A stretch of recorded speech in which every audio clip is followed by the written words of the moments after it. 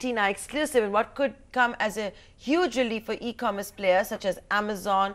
The food processing minister has said the government is planning to relax riders in food retail with respect to sharing of infrastructure between food retail as well as e-commerce. In this exclusive interview to my executive editor Supriya Sreenit, Harsimat Badal also said Walmart hasn't shown interest in FDI and food retail as it wants to expand in the home care products, and I would imagine it will want to piggyback on Flipkart when it comes to food retail. Here's an excerpt of that exclusive interview.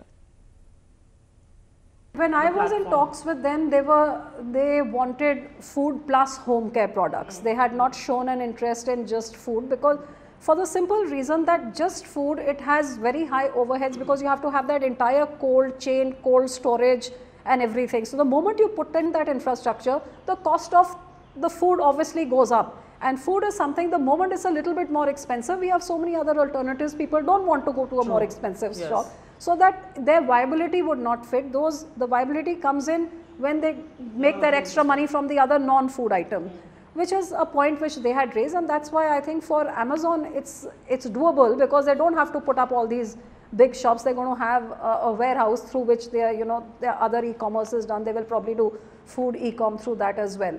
So when I was in talks with them, they were not interested in the only food model, and but I think seeing the way the market is growing, I have no idea. They haven't approached me and I haven't been in talks with them. But will you be open to Walmart doing this? Because this will mean a big boost to the Indian grocery segment. No, absolutely. I think these big guys need to come in. They don't understand that one size does not fit all. India is today one of the, it's the second largest population. It's the fastest growing economy. Our food habits are very different to the Western world. So I hope that looking at the way the market is expanding, I'm sure they are noticing all these things, and also beginning now after the success of World Food India, where they were there and they participated and they came and they saw, they must be thinking, having a rethink. So while I take you to the success of Amazon, and just a quick question here on 100% FDI and food retail has been allowed, but this comes with various riders where players are asked to keep separate equipment, machinery and warehouses for the food product business and not to share them with the e-com platforms, e-commerce side.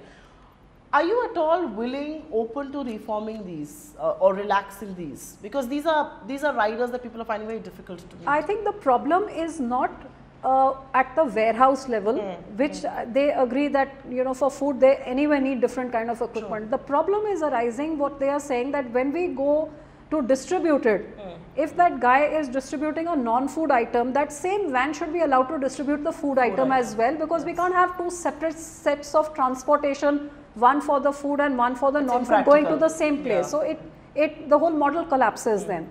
And I think I'm in agreement with them, and I hope that the Commerce Ministry also see, because we have to be logical about it. At the end of the day, their investments coming in, and if we are working at creating the infrastructure, if we don't create the markets parallelly, then again there's going to be a gap in the link. The farmer, if we want to benefit him, while we create infrastructure for processing, there must be markets to sell, which caters to the demand of the public as well.